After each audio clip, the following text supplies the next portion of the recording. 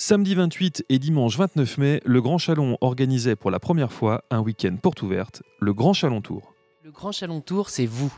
Ce sont les 110 000 habitants de l'agglomération. Le Grand Chalon, il vous appartient.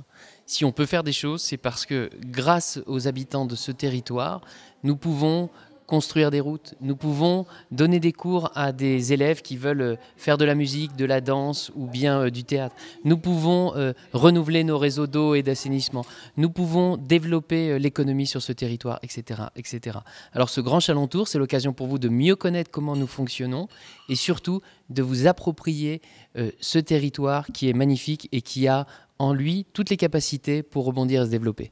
Au programme de la matinée, accueil au Grand Chalon, puis découverte du conservatoire et notamment de son auditorium et de ses studios de danse.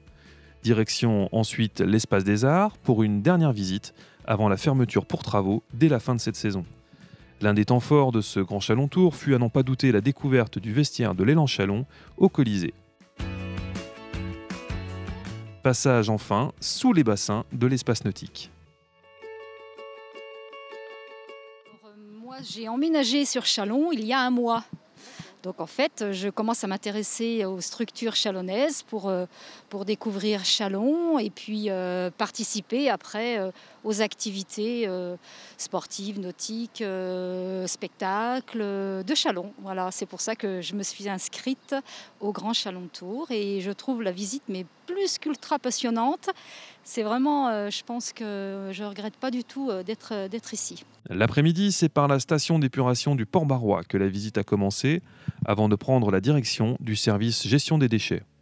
Manipulation de lève-conteneurs, explications sur le tri des déchets et même baptême de bennes à ordures ménagères pour les plus téméraires. On était assez impressionnés par le camion, par la technologie du camion. C'est ce qu'on disait dans le camion.